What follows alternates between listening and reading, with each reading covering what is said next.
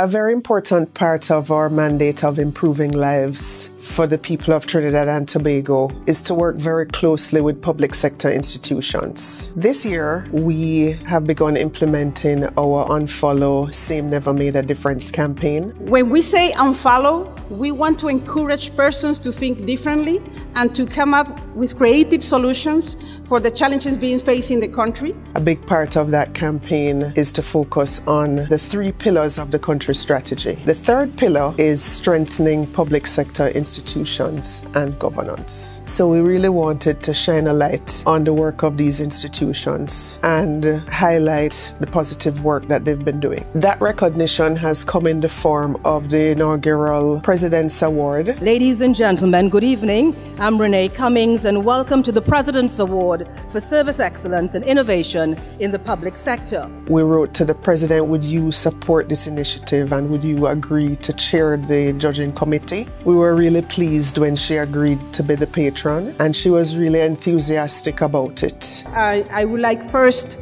to thank again Her Excellency Paula Midweeks for graciously agreeing to be the patron of these awards today and for sharing the distinguished panel of judges that did all the heavy lifting for us to make it today to this event. We were happy to have Her Excellency chair a panel of 6 additional judges, a well-respected panel of judges, and they really gave very generously of their time. They helped us to frame the criteria and also the judging process as well. I can tell you that it was not really an easy job.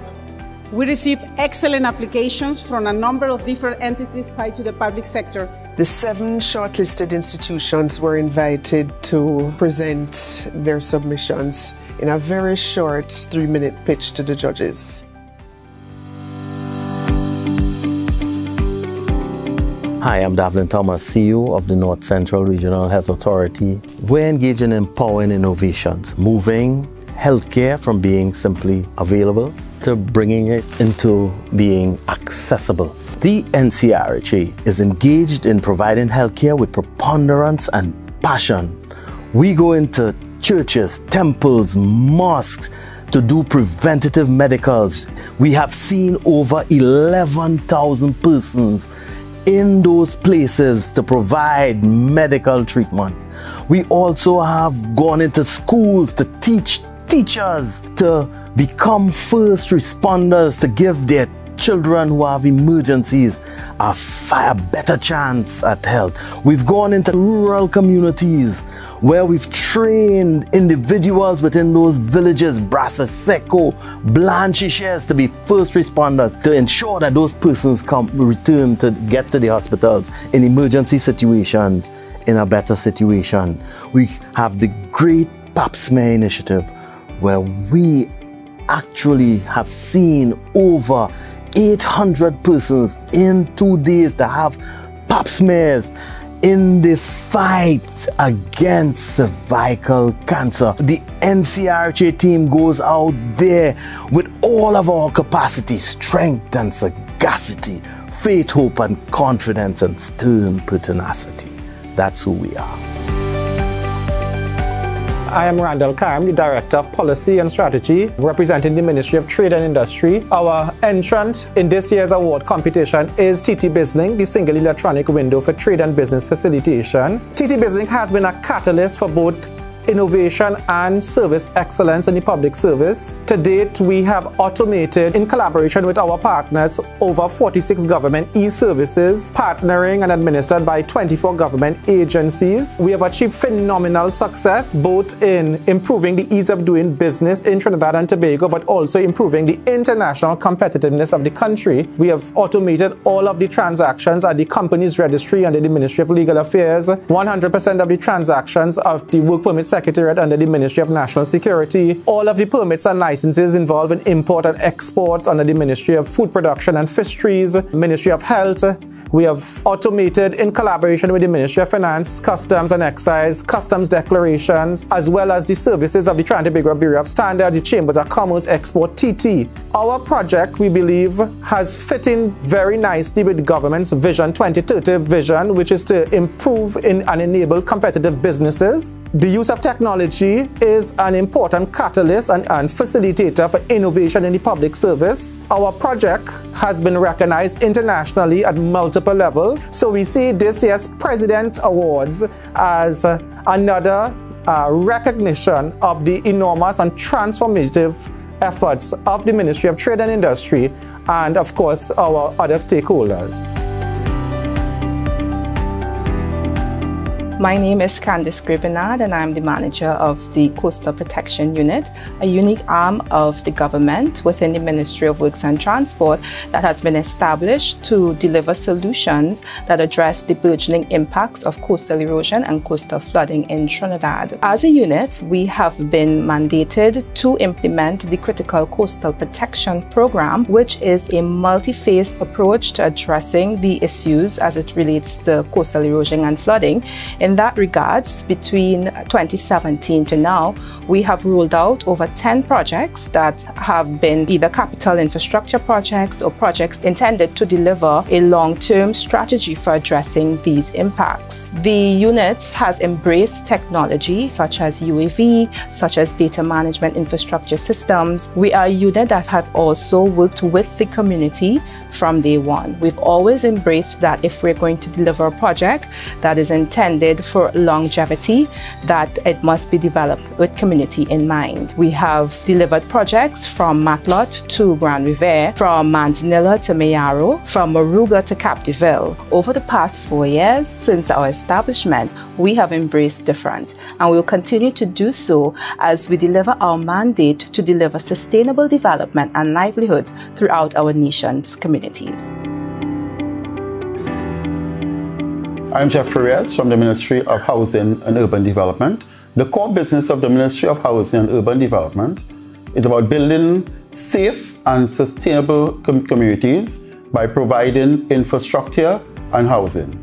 The Ministry also is involved in urban renewal and urban regeneration. Our program is the Housing and Village Improvement Program. In fiscal year 2018, we sought to do a pilot project in the Samuel Cooper Moruga area, in which we built 30 homes and repaired 10 homes for the community of Moruga. We also provided infrastructure development as well. We believe that this is a winning program because what this program sought to do is to get people involved in determining their destiny. The people of Moruga were involved from the conception stage to the completion stage of this program. This program sought to use a cooperative approach in developing the community by ensuring that the people are intimately involved and that the people assisted the ministry and worked very closely with the ministry in ensuring that their homes were constructed. The beneficiaries of the homes that were constructed, they were actually engaged by providing free labor. So they supported the project by labor, and those homes that were repaired were actually repaired by the beneficiaries of the program as well. So this program is a good one. It's an innovative program because it sought to involve people and people working with the ministry for the betterment of people. So in 2013, Kariri developed their department called Center for Enterprise Development at Freeport. It houses 3 unique incubators: the Innovation Incubator, the Business Incubator, and the Microsoft Innovation Center. At the Business Incubator, we do hatchery services geared towards helping entrepreneurs build their business. The Innovation Incubator looks at ideas. We then have our Microsoft Innovation Center, where we typically look at helping youths and students in Trinidad learn more about innovation with regard to ICT. Kariri's motto for innovation is creativity being implemented.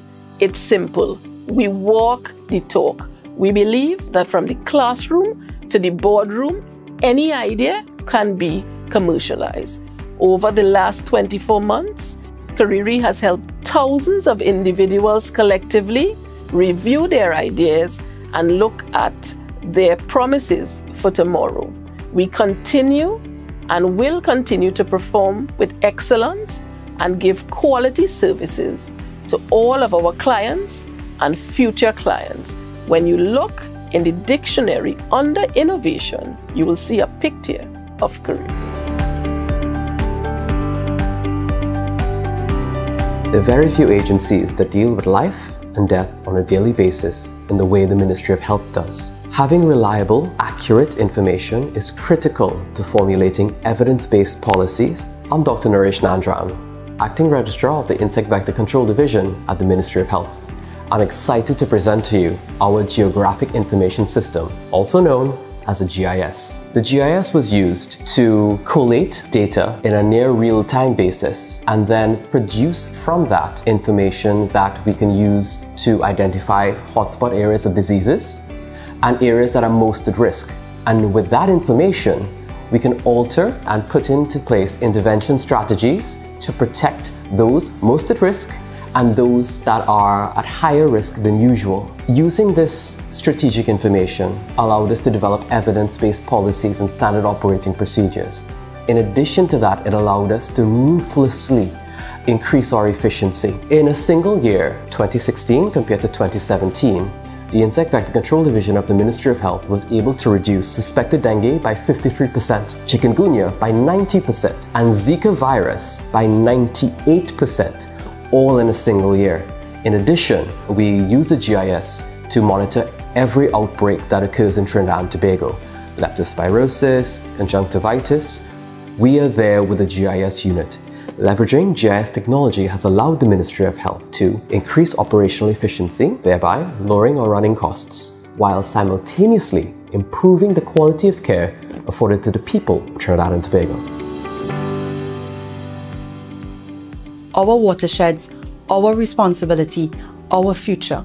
My name is Dr. Sharda Mahabir. I'm the project manager for the Adopt a River program, which is an initiative to bring together community groups, corporate entities, as well as educational institutes in order to develop projects to improve the status of rivers of Trinidad and Tobago. And why are we doing this? Because 60% of our water supply comes from rivers, and in turn, 63% of our rivers are polluted. We are a citizen science program, which means that we train communities to test their own waters and then gift them testing kits in order to be able to do so. This is the first program of its kind in the Caribbean. We've developed a water quality sampling app, which is the first of its kind in the world. And this is actually being used by communities as well as the authority in order to collect water quality data for rivers to support the supply of water in Trinidad and Tobago. The program is an integrated water resources management program. So far, the program has completed 35 cleanup exercises, 3 tree planting exercises, 11 recycling projects, and we have put in train 12 water management projects in order to supply communities with water across Trinidad and Tobago. And people are now recognizing that the responsibility of managing rivers is no longer that of the government, but that of the citizens of this country. And it is because we pursue projects that allow for sustainable water supply for Trinidad and Tobago that we deserve this award. The nominees did not expect the president to be here in person, actually judging the panel, so they were nervous.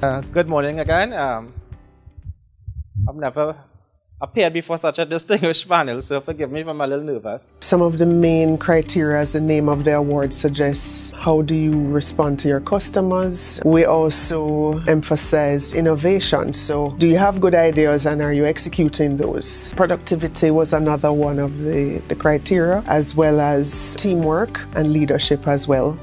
What makes you unique and valuable above any other? When we are successful with respect to changing the culture, it will benefit everybody in this country. And so we decided to have a very glamorous award ceremony. We gather to celebrate and recognize progress and excellence in the public sector, and in particular, those who bring it about. Build resilient infrastructure, promote inclusive and sustainable industrialization, and foster innovation. That's the goal. I congratulate all of the participants, and while we will award only 3 of the teams today, I salute all 7 finalists. Know that your contribution is critical to the transformation of our country, and we are forever in your debt. May I have the drum roll, please? In third place, Adopt a River. In second place, the Ministry of Trade and Industry. In first place, the Ministry of Housing.